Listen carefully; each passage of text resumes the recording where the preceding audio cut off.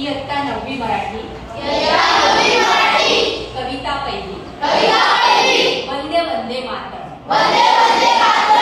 कवी ग.दी. माडगूळकर। आता आपण कवितेचं गायन करूया।